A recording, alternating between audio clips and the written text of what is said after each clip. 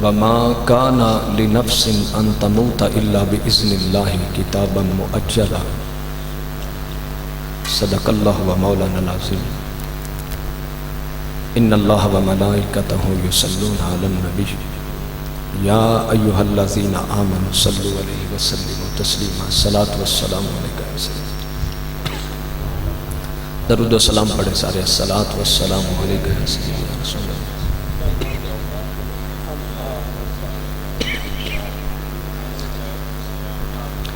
ربی اشرح لی صدری ویسر لی امری واحلل عقدۃ من لسانی یفقہوا قولی۔ تمام تعریفیں اللہ عز و جل کے لیے ہیں جو ساری کائنات کا خالق و مالک ہے۔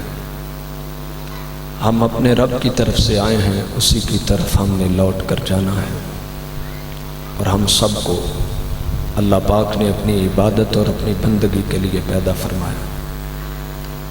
اس کی حمد و ثنا کے بعد حضور نبی مکرم شفیع معظم وجہ تخلیق کائنات حضرت محمد مصطفیٰ صلی اللہ تعالی علیہ وسلم کی بارگاہ ناز میں اپنی محبتوں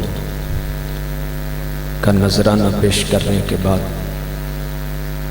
علماء ذی وقار، معززین علاقہ، بزرگ اور نوجوان جتنے بھی اس محفل اصال ثواب کے اندر موجود ہیں، اللہ پاک سب کا یہاں پہ حاضر ہونا اپنی بارگاہ میں قبول فرمائے۔ محترم عبد الخالق چشتی صاحب جن کے اصال ثواب کے لیے یہاں پہ موجود ہیں، میری دعا ہے کہ رب ذوالجلال مرحوم کی بخشش و مغفرت فرمائے، ان کے اہل خانہ کو صبر جمیل اور اس پہ اجر عظیم عطا فرمائے۔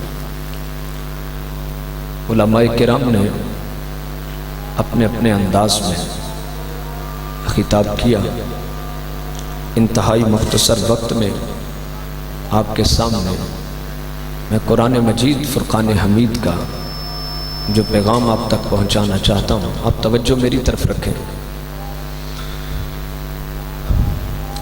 تو جو پیغام میں قرآن و سنت سے آپ کو دینا چاہتا ہوں، اس میں اہل اسلام کے عقیدے کی بات بھی ہے، صبر کی بات بھی ہے، اور ایک حقیقت کی بات بھی ہے۔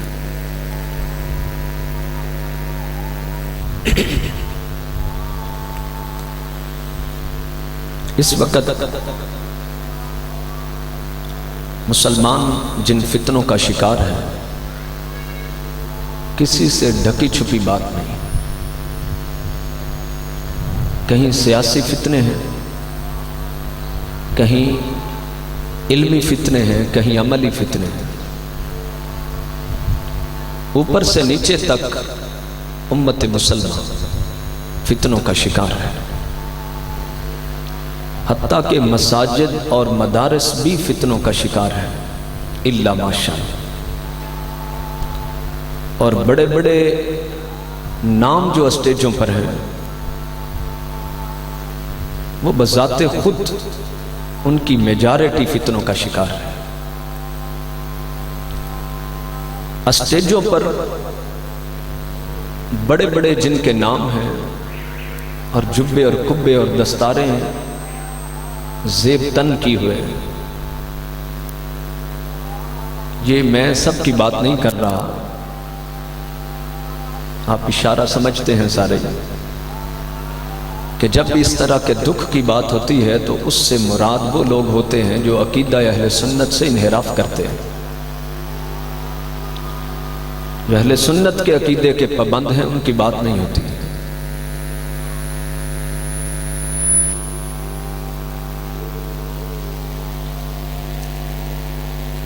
اس وقت رافضیت نے اہل سنت کی عوام کو اپنی لپیٹ میں لے رکھا ہے۔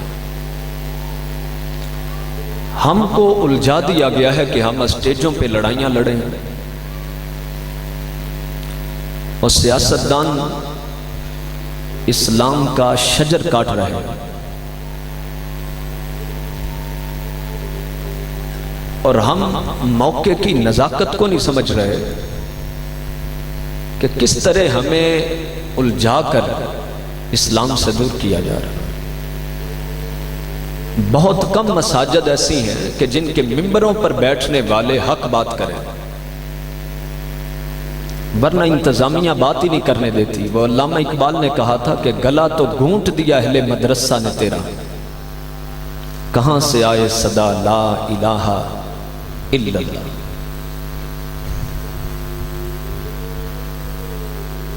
آپ اسٹیجوں پر اور ممبروں پر اکثریت دیکھتے ہیں،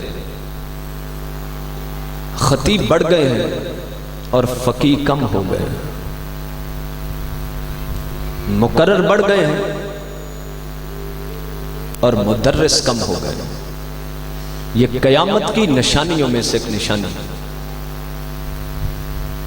امام طبرانی رحمۃ اللہ تعالی علیہ نے اپنی المعجم الکبیر میں ایک حدیث روایت کی، اور یہ میں ہر جگہ پر سناتا ہوں اور ہر بار ایک نئے دکھ کے اظہار کے لیے سناتا ہوں۔ حضرت حکیم بن حزام ایک صحابی رسول ہیں، وہ اس حدیث کے راوی ہیں۔ وہ فرماتے ہیں کہ میں نے سمعت رسول اللہ صلی اللہ علیہ وسلم، میں نے آقا سے خود سنا، آپ نے فرمایا اپنے صحابہ سے، انکم اصبحتم فی زمان کثیر الفقہاء، اے میرے صحابہ یہ میرا زمانہ ہے جس میں تم صبح کرتے ہو، اس زمانے میں تم دیکھو گے اور دیکھ رہے ہو کہ دین کو سمجھنے والوں کی کثرت ہے۔ کثیر الفقہاء وقلیل الخطباء، اور تھوڑے ہیں جو خطبہ دیتے ہیں، تقریر کرتے ہیں، تھوڑے ہیں۔ چونکہ دین کو سارے سمجھتے ہیں تو خطاب کی ضرورت پیش کم آتی ہے۔ پھر فرمایا وقلیل سائلوہ، سوال کرنے والے تھوڑے ہیں، وکثیر مؤتو، اور زیادہ دین کی خیرات بانٹنے والے۔ العمل فیہ خیر من العمل من العلم، العمل فیہ خیر من العلم، میرے زمانے کے اندر عمل کرنا علم حاصل کرنے سے زیادہ بہتر ہے، چونکہ علم تو براہ راست بارگاہ رسالت سے مل رہا ہے۔ وہ کوئی سوشل میڈیا سے دین تلاش نہیں کر رہا۔ کتنے ہمارے خطیب ہیں اور کتنے ہمارے عالم ہیں کہ جنہوں نے براہ راست زانو تلمذ کسی استاد کے سامنے طے کیا۔ وہ کتنے ہیں کہ جنہوں نے دین سیکھا ہے کسی عالم کی مجلس میں بیٹھ کر۔ وہ کتنے ہیں کہ جنہوں نے مدرسے کی دال کھائی ہے، استادوں کی جھڑکیاں جنہوں نے برداشت کی، وہ کتنے ہیں؟ اگر آپ تلاشی لیں تو بڑے بڑے جبے اور کپوں کے نیچے جہالت رقص کرتی ہے۔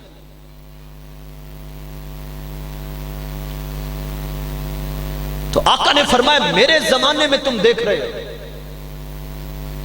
عمل کرنا علم حاصل کرنے سے بولیے بہتر ہے، کیونکہ اس دور میں کوئی یہ ٹیکنالوجی تو نہیں تھی، اس دور میں یہ جدید ذریعے نہیں تھے دین سیکھنے کے، انہوں نے براہ راست اللہ کے رسول سے دین سیکھا۔ لیکن فرمایا وَسَيَأْتِي زَمَانٌ، ان قریب ہے میرے صحابہ تم دیکھو گے کہ زمانہ آئے گا کہ قلیل الفقہاء، کہ دین کو سمجھنے والے تھوڑے رہ جائیں۔ میں بڑے بڑے اس وقت جو نام ہے ہمارے اسٹیجوں پر، میں کبھی ان کو اور جاہلانہ بات کرتے جب دیکھتا ہوں تو میں کبھی کبھی یہ سوچتا ہوں یہ بد نصیب کسی مدرسے میں نہ جاتے تو بہتر تھا۔ اگر پڑھ کر تم نے رافضی ہونا تھا، اگر پڑھ کر تم نے خارجی ہونا تھا، اور بد نصیب اگر پڑھ کر تمہیں علماء کو گالیاں دینی تھی، اگر پڑھ کر تم نے بکواس کرنا تھا، اس سے بہتر تھا کسی فیکٹری میں کام کر لیتا اور کوئی سڑکوں پہ ریڑھی لگا لیتا، تاکہ تیری زبان سے حضور کی امت میں کبھی فتنہ تو نہ پھیلتا۔ فرمایا وَقَلِيلٌ فُقَهَاؤُهُ، ہر تقریر کرنے والا فقیہ نہیں ہوتا، بعض اوقات تقریر کرنے والے سے سمجھدار سننے والے ہوتے ہیں۔ یہ آقا کی حدیث ہے، ان کا فرمان ہے، یہ کوئی میاں صاحب کا شعر نہیں، یہ رسول اللہ کا فرمان ہے۔ فرمایا وقلیل، فرمایا تھوڑے رہ جائیں گے۔ آقا کون؟ فرمایا فقیہ، فرمایا فقیہ تھوڑے ہوں گے۔ وکثیر خطباؤہ، فرمایا تقریریں کرنے والے بڑھ جائیں گے مگر دین سمجھنے والے تھوڑے رہ جائیں گے۔ تقریر تو رٹ کر بھی ہو سکتی ہے، تقریریں نقلیں اتار کر بھی ہو سکتی ہے، تقریریں کسی کو سن کر یاد کر کے بھی ہو سکتی ہے۔ مدرسے سے بھاگے ہوئے طالب علم بھی تقریریں کرتے ہیں، مگر حضور کی اس لٹی ہوئی امت کو دین سمجھا کر اور صحیح راستہ عقیدہ اہل سنت سمجھا کر امام احمد رضا کی طرز پر دین سمجھانا یہ تھوڑے لوگوں کا کام ہے۔ یہ فرمان رسالت ہے۔ وقلیل خطباؤہ، فرمایا میرے دور میں خطیب تھوڑے ہیں مگر قرب قیامت میں تم دیکھو گے وکثیر خطباؤہ، تقریریں کرنے والے بڑھ جائیں گے۔ اور کیا ہوگا؟ فرمایا وکثیر سائلوہ، ظاہر ہے جب دین کے فقیہ تھوڑے رہ جائیں گے تو پھر سوال کرنے والے بڑھ جائیں گے۔ جدید زمانہ ہوگا، لوگ جدید سوال کریں گے، لیکن یہ تو فقط تقریریں کرتا ہے، اس نے تو دین پڑھا ہی نہیں، یہ تو درس نظامی کے لیے گیا ہی نہیں، یہ تو کسی مدرسے میں کسی فقیہ کی کلاس میں بیٹھا ہی نہیں، اس کو تو صرف تقریر آتی ہے، مگر مسئلے کا حل کہاں سے نکالے وہ تو کوئی حضور کا وارث نہیں نکال سکتا۔ فرمایا وکثیر سائلوہ، تم دیکھو گے لوگ سوال لیے پھریں گے مگر ان کے سوال کا ان کو حل نہیں ملے گا۔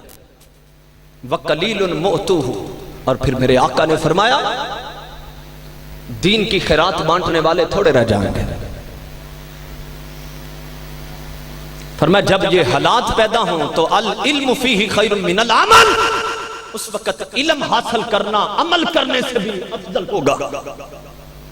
اس وقت اتنے زیادہ فتنے ہیں، حکومت پاکستان یہ جو جبری تبدیلی مذہب کا قانون پاس کر رہی ہے، اور حضور کی امت میں کتنے لوگ ہیں کہ جو اس کا رد اپنے علم کے ساتھ کرے؟ کیونکہ حضرت معاذ ابن جبل سے حدیث روایت، مجمع الزوائد میں یہ حدیث امام حیثمی نے لکھی، آپ فرماتے ہیں حضرت معاذ بن جبل فرماتے ہیں قال رسول اللہ صلی اللہ تعالی علیہ وسلم اذا ظہرت البدع، فرمایا میری امت سنو، جب فتنے بڑھ جائیں اور بدعتیں عام ہو جائیں، وَسُبَّ أَصْحَابِي، اور میرے اصحاب کو گالیاں دی جانے لگیں، فَعَلَى الْعَالِمِ أَن يُظْهِرَ عِلْمُهُ، فرمایا عالم دین پر واجب ہے کہ وہ اپنے علم کے ساتھ صحابہ کرام کی عزت کا دفاع کرے۔ وَمَن لَّمْ يَفْعَلْهُ، اور جس عالم دین نے ایسا نہ کیا، وہ جتنا بڑا مرضی اشتہار پہ نام اور تصویر اس کی چھاپ دی جائے، خوشامد پرست عالم ہو، صحابہ کرام کی عزت پہ حملے ہوں اور فتنے بڑھ جائے، لیکن وہ اپنے علم کے ساتھ قرآن و حدیث سے دفاع نہیں کرتا، فرمایا لعنت اللہ والملائکۃ والناس اجمعین لا یقبل اللہ صرفا ولا عدلا، فرمایا اس پر اللہ کی لعنت، اس کے فرشتوں کی لعنت اور ساری انسانیت کی لعنت۔ رب ذوالجلال ایسے عالم دین کا نہ فرض قبول کرتا ہے نہ نفل قبول کرتا۔ اب آپ مجھے بتائیں کتنے فقیہ ہیں جو ہمارا علاج کر رہے ہیں، کتنے خطیب ہیں؟ ہماری ضرورت کی تقریریں ہو رہی ہیں، جو بندہ ضرورت پر تقریر کرے گا اس کو تو کوئی سنے گا بھی نہیں۔ کیا خیال ہے آپ؟ ایسا ہے کہ نہیں؟ جی السلام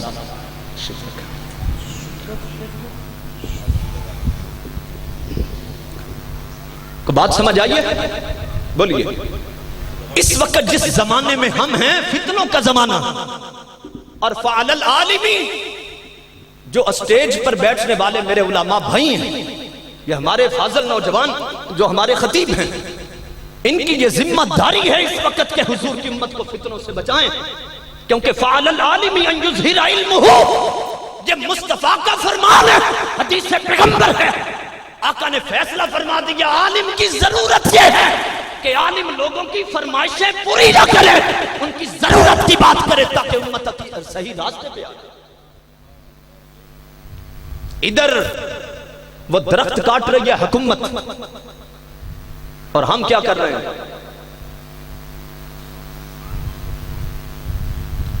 اگر اس زمانے میں بھی کسی کو ماں کی یا باپ کی قدر کا علم نہیں تو وہ تو جانور ہے. کیا آپ انسانوں میں نہیں رہتے؟ بولیے سب انسانوں میں رہتے ہیں کہ نہیں؟ یہ انسانوں کا معاشرہ ہے. جس دلہن کو شادی کی رات یہ سمجھانا پڑے میری ماں سے ایسا اس نے سلوک کرنا ہے، باپ سے ایسا کرنا ہے، بھائیوں سے، وہ سمجھانے والا بھی جانور ہے اور جس کو سمجھایا جا رہا وہ بھی جانور ہے. اس لیے کہ وہ جہاں سے رہ کے آئی ہے وہ کیا جنگل میں رہتی تھی؟ وہاں اس کی ماں بہن باپ نہیں تھے. یہاں بھی وہی ہیں، وہی رشتے ہیں. یہ تو سمجھنے کی بات ہے کہ اگر وہ وہاں اپنی ماں کو ماں سمجھتی تھی، یہاں ساس وہ بھی ماں ہے. اگر وہاں ماں سمجھتی تھے تو یہاں بھی ماں سمجھے.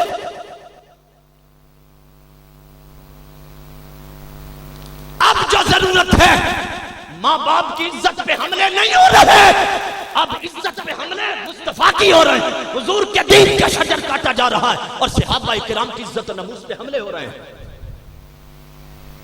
بولیے یہاں پہ کون شخص ہے جو حضرت علی سے محبت نہیں کرتا؟ بولیے ایسا کوئی بد نصیب بھی ہوگا جو حضرت علی سے محبت نہ کرے؟ لیکن یہ حدیث سارے ہی سناتے ہیں تو دوسری حدیث کیوں چھپاتے ہیں؟ رسول اللہ کا فرمان ہے کہ علی سے محبت مومن کرے اور منافق ان سے بولیے بغض رکھیں. یہ رافضی بھی پڑھ رہے ہیں اور سنی خطیب بھی پڑھ رہے ہیں. لیکن کیا جس نبی کی زبان سے یہ بات نکلی اسی نبی کی زبان سے یہ بخاری پڑھے اس میں یہ بات نہیں لکھی کہ آیت الایمان حب الانصار وآیت النفاق بغض الانصار؟ میرے انصاری صحابہ کی محبت ایمان کی نشانی ہے اور ان کے ساتھ بغض کرنا یہ منافقت کی علامت ہے. یہ حدیث ہضم کیوں نہیں ہو رہی؟ یہ بھی تو فرمان رسالت. بولیے ایسا یہ کہ نہیں؟ اس حدیث پر کس کا ایمان نہیں؟ الحسین منی وانا من الحسین، یہ حضور کا فرمان ہے. لیکن کیا اس نبی کی زبان سے صرف یہی حدیث نکلی؟ بولیے حسین منی وانا من الحسین. اور اس وقت تو کوئی جاہل خطیب اگر تقریر کرے اور وہ صرف ایک ہی پلڑے کی حدیث بیان کرے تو اس نے رافضیت کو پروموٹ کیا. اس وقت تو حدیث اس وقت تلاش کرنی مشکل تھی جب پیدل جاتے تھے علماء، ہمارے اکابر جب پیدل حدیث لینے کے لیے جاتے تھے. اب تو حدیثیں ہمارے سامنے، اب تو ان کے باب اور فضلیں بن گئی ہیں، حدیثوں کے نمبر لگ گئے. اب بھی کوئی ان کی حدیثیں نہ پڑھ سکے یا اس کی بد نصیبی کہی جا سکتی اور کچھ نہیں. حضور کا فرمان ہے حسین منی وانا من الحسین. کیا یہ حضرت امام حسین کا خاصہ ہے؟ بولیے خاصہ کس کو کہتے ہیں؟ یوجد فی شیء ولا یوجد فی غیرہ. خاصہ اس چیز کو کہتے ہیں جو جس میں پایا جائے اس کے علاوہ کسی اور میں نہ پایا جائے. مثلا عبادت یہ کس کا خاصہ؟ یہ کس کا خاصہ عبادت ہے؟ بولیے عبادت کے لائق کون ہے؟ اللہ کی ذات ہے نا. اللہ کے سوا کوئی اور عبادت کے لائق ہو سکتا؟ اس کا مطلب ہے کہ معبود ہونا یہ کس کا خاصہ ہے؟ بولیے اللہ کا خاصہ ہے. اس کے سوا کسی اور کی عبادت کریں تو کیا بنے گا؟ بولیے کفر ہے نا. اگر کوئی ایاک نعبد کا کیا مطلب ہے؟ کہ ہم صرف تیری عبادت کرتے. اور کلمے کا کیا ترجمہ ہے؟ لا الہ الا اللہ. اللہ کے سوا کوئی عبادت کے لائق نہیں ہے. تو اس کا مطلب ہے کہ عبادت صرف اللہ کے لیے خاص، اس کے سوا کسی اور کی تو معبود ہونا کس کا خاصہ ہوا؟ یہ حدیث پاک حسین منی وانا من الحسین، یہ حدیث پاک اگرچہ حضرت امام حسین کی شان ہے اور اس حدیث سے اجتناب کرنا اور آنکھیں پھیرنا منافقت کا اعلیٰ درجہ ہے. اس حدیث پر ایمان ہونا ہی ایمان کی نشانی ہے. لیکن جس نبی کی زبان سے یہ نکلا اسی نبی کی زبان سے یہ لفظ اوروں کے لیے بھی نکلے.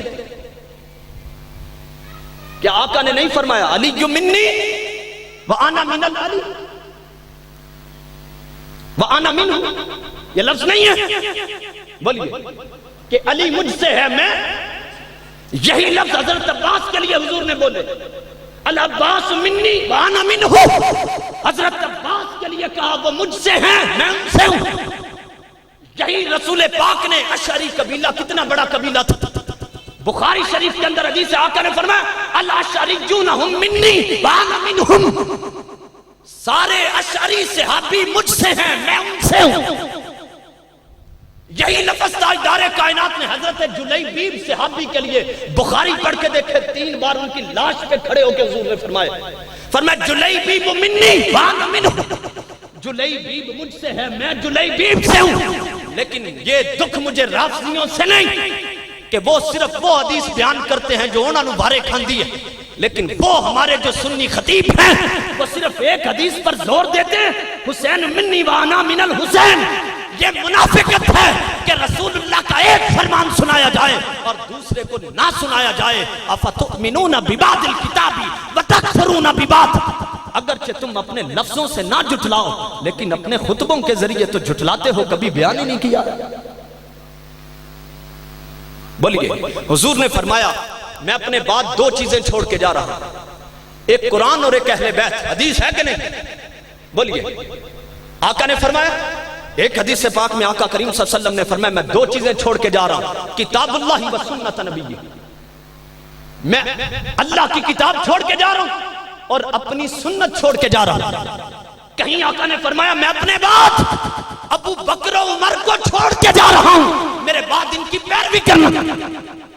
کہیں فرمایا میں جا رہا ہوں لیکن اپنے بعد خلفائے راشدین چھوڑ کے جا رہا ہوں، ان کی تقلید کرنا۔ کہیں فرمایا میرے صحابی جو ہیں ستاروں کی مانند ہیں، میرے ہر صحابی کی اقتداء کرنا، ان کی پیروی کرنا۔ کہیں آقا نے فرمایا سبات اعظم کی پیروی کرنا۔ جب ان ساری حدیثوں کو پڑھو گے تو پھر رافضیت کا کیڑا خود بخود نکل جائے۔ میری بات آپ سمجھے کہ نہیں؟ تو ایک طرف بیان کرنا اور دوسری طرف بیان نہ کرنا، کیا مسند احمد میں یہ حدیث نہیں کہ لا یجتمع حب ہؤلاء الاربعۃ الا فی قلب مومن؟ جس نبی کی زبان سے نکلا کہ علی کی محبت ایمان کی نشانی ہے، اسی رسول کی زبان سے، اور اس کے راوی حضرت ابو ہریرہ، آپ نے فرمایا مومن کے دل میں ان چاروں کی محبت جمع ہو سکتی ہے، ان کے سوا منافق کے دل میں کبھی جمع نہیں ہو سکتی۔ تو تم صرف علی علی کرنے والے کو اور باقی 3 خلفاء کی توہین کرنے والے کو تم علی کا حبدار کیسے مانتے؟ یہ آپ کہتے ہیں نا سونا لگتا ہے علی والا، لیکن علی والا وہ سونا لگتا ہے جو 3 کی محبت بھی سینے میں رکھے لیکن جو تینوں کا بغض سینے میں رکھے، ایسے بدبخت کو مومن سمجھتے ہیں؟ حضرت علی کی محبت، جس طرح یاد رکھیں کہ حضور کو آخری نبی ماننے سے بندہ مومن نہیں بنتا، حضور کو آخری نبی ماننے سے بندہ مومن بنتا ہے، اسی طرح حضرت علی کو صرف ماننے والا اور ان کی محبت یہ صرف ایمان کا خاصہ نہیں، جب تک کہ 3 خلفائے راشدین ان کی محبت اور خلافت کو نہ مانے اور باقی صحابہ کرام کی محبت کو نہ مانے، تب تک تو بندہ مومن نہیں ہو سکتا۔ حق یہ ہے جو میں نے آپ کے سامنے رکھا ہے، اور مجھے اس سے غرض نہیں، یہ خوش نصیب اولاد ہے کہ جن کے والد گرامی کے ختم پر یہ حق سننے سنانے کو ملا۔ میں نے کوئی بات چھپائی تو نہیں؟ بولیے، ویسے ایک بات سن سن کے ہم اتنے عادی ہوتے ہیں کہ ہم یہ سمجھتے ہیں یار اے غلطی ایسا پہلو نہیں سی سنی، تو آپ کا نہ سننا کسی بات کو یہ اس بات کے نہ ہونے کی دلیل تو نہیں ہوتی۔ کیا خیال ہے؟ آپ سارے عالم ہیں، عالم کا کام کتاب پڑھنا ہے نا، تو جب عالم نہیں تو آپ یہ کہہ کے بات سے منہ کیسے پھیر سکتے ہیں؟ اساں تے نہیں سنی، آپ کو کسی نے نہ سنائی ہو تو الگ بات ہے، ہم نے تو سنائی ہے آپ کو کہ حق یہ ہے۔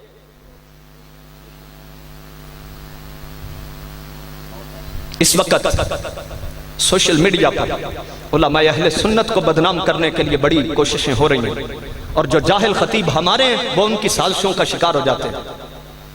اچھا ایسا ہوا ہے، ایسا ہوا ہے۔ ابھی چند دن پہلے ہمارے ایک راول پنڈی کے بہت بڑے عالم دین حضرت علامہ محمد عمر فیض قادری دامت برکاتہم العالی، انہوں نے ایک بات کی، جن کے پیٹوں میں رافضیت کا درد اور مروڑے اٹھ رہے تھے، انہوں نے 12 سیکنڈ کا کلپ اٹھا کر تو ان کو بدنام کر دیا، کسی نے لعنت ڈالی، کسی نے کچھ کہا۔ بات حالہ انہوں نے کی ہے، میں نے نہیں کی، لیکن میں اس بات کے لیے مناظرہ کرنے کے لیے ہر وقت تیار ہوں کہ انہوں نے جو کہا ہر لفظ کی تصدیق کرتا ہوں۔ ان کے لفظ ہونے کے پانی سے لکھے تو حق ادا نہیں ہوتا، انہوں نے اہل سنت کی ترجمانی کا حق ادا کر دیا۔ آپ نے پیچھے سے بات ہی نہیں سنی، وہ بات کون سی کر رہے تھے؟ آدھی بات لے کر کسی کو بھی گمراہ کیا جا سکتا، وہ تو قرآن مجید میں بھی ہے، فَيَوْمَئِذٍ لَا يُسْأَلُ عَنْ ذَنبِهِ انْسٌ وَلَا جَانٌ۔ سورۃ رحمان کے لفظ ہیں کہ قیامت کے روز کسی جن سے اور کسی انسان سے اس کے کسی گناہ کے متعلق سوال ہی نہیں ہے۔ اب بندہ یہ آیت لے کر ڈنڈورے پیٹے کہ قرآن کہتا ہے جو مرضی کرو قیامت کو سوال ہی نہیں ہونا، لیکن یہ وجہ تو دیکھے کہ سوال قیامت کو ہونا کیوں نہیں؟ تو قرآن نے خود اگلی آیت میں فرمایا، پوچھا کیوں نہیں جائے گا؟ فرمایا یعرف المجرمون بسیماہم، اس لیے نہیں پوچھا جائے گا کہ اس دن مجرم اپنی شکلوں سے ہی پہچانے جا رہے ہیں۔ کیا قرآن مجید میں نہیں کہا گیا کہ فویل للمصلین، نمازیوں کے لیے بربادی ہے؟ یہ آیت لے کر بندہ پھرے اور کہے کہ یہ قرآن کہتا ہے نماز پڑھنے والوں کے لیے بدبختی ہے، نماز پڑھنے والوں کے لیے تباہی ہے، لیکن کن نمازیوں کی بات ہو رہی ہے؟ الذین هم فی صلاتہم ساہون الذین هم یراؤون ویمنعون الماعون۔ یہ وہ نمازیوں کی بات ہو رہی ہے جو نمازی ریاکاری کے طور پر نماز پڑھتے ہیں۔ کیا قرآن پاک میں نہیں لکھا یا ایھا الذین آمنوا لا تقربوا الصلاۃ، اے ایمان والو نماز کے قریب مت جاؤ؟ تو یہ آیت اتنی لے کر یہ کلپ سمجھے نا، اس کو آگے فارورڈ کر دیں۔ بہت سارے لوگ ہیں جن کو فیس بک چلانا ہی گناہ کبیرہ، چونکہ ان کے پاس علم ہی نہیں، دین کی بات کا فائدہ کہاں ہے اور کہاں شیئر کرنے کا فائدہ نہیں۔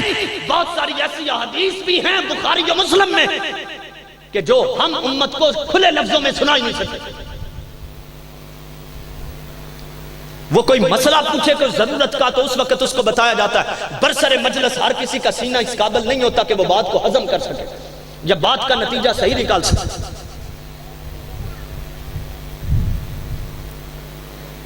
میری گزارش آپ سے،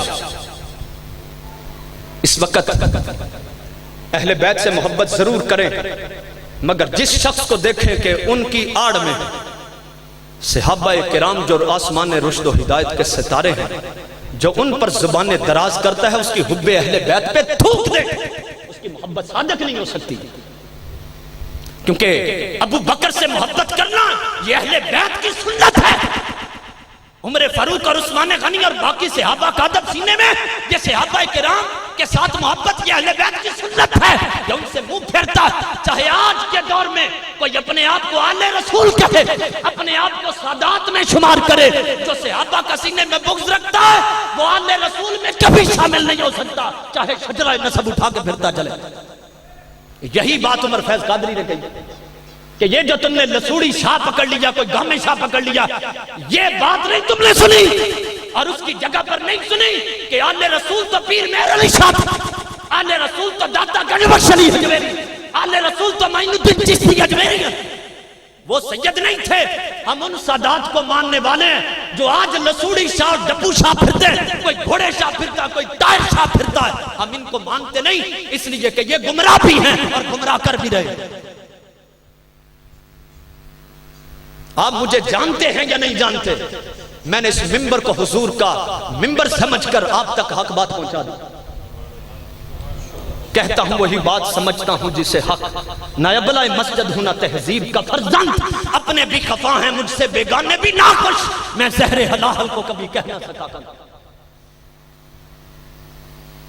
حقیقت کے آئینے میں اترے، اہل سنت کے پاس تو پہلے ہی سیاست نہیں رہی، ہم میں سے کوئی غیرت مند اسمبلیوں میں نہیں گیا، اسمبلیوں میں جاتے تو کبھی شرابوں کے قانون پاس نہ ہوتے۔ یہ جو بڑی بڑی کرسیوں پہ بیٹھے سیاستدان جو حضور کے دین کا سودا کر رہے ہیں، ان کو کوئی لگام ڈالنے والا ہوتا تو یہ ضرور جاتا۔ یہ پہلا جملہ، آخری بات جو میں اپنے اختتام کی طرف آ رہا ہوں،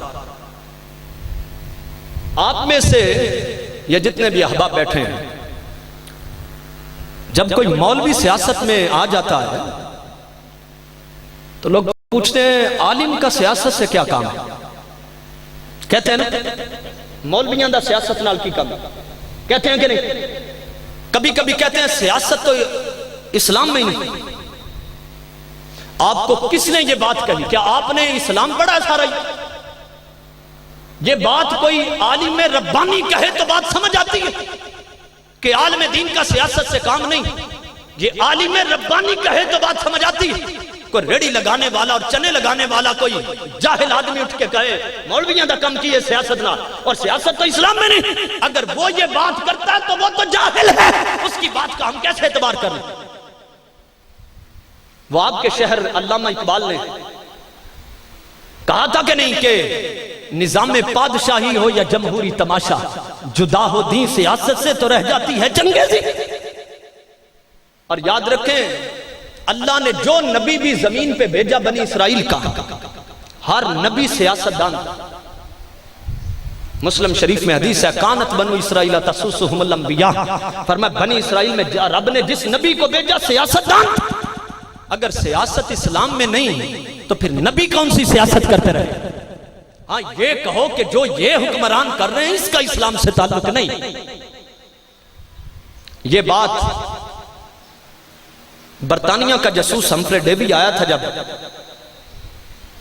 اس کو انگریزوں نے 16 چیزوں پر کام کرنے کے لیے کہا کہ مسلمانوں میں یہ تفرقے ڈالنا، تو وہ برطانیہ کا جاسوس ہمفرے ڈیوی کہتا ہے، ہمفرے ڈیوی اور اس کے اعترافات کے نام کی یہ آپ کتاب خرید سکتے ہیں مکتبوں سے، اس میں یہ بات لکھی، اس نے کہا مجھے 16 چیزوں پر کام کرنے کے لیے کہا گیا، میں نے صرف 2 چیزوں پہ کام کیا، مجھے باقی چیزیں ساری حاصل ہو گئی۔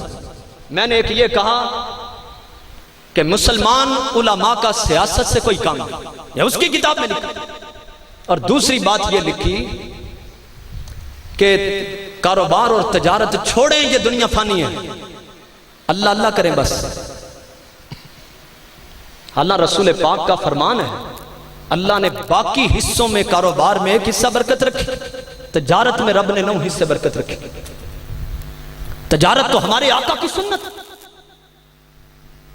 تو آڑ کس چیز کے لیے؟ اللہ اللہ کریں چپ کر، مست رکھو ذکر و فکر صبح گاہی میں سے، پختہ تر کر دو مزاج خان کا ہی میں سے۔ اور دوسری چیز، عالم کا سیاست سے کام نہیں، یہ جس دن سے علماء سیاست سے نکلیں تب سے فتنے ہو رہے۔ اب آپ مجھے بتائیں، یہاں اگرچہ کوئی اس موجودہ حکومت کا کوئی شدائی بھی بیٹھا ہے تو مجھے اس بات کا جواب دے، یہ اس وقت جو قانون ہماری وفاقی حکومت بھی پاس کرنے کے لیے سوچ رہی ہے، ابھی یہ سندھ اسمبلی کے اندر پیش ہوا کہ 18 سال سے پہلے کسی بچے کا مذہب قبول نہیں کیا جائے گا، یہ بدعت ہے کہ نہیں؟ بولیے،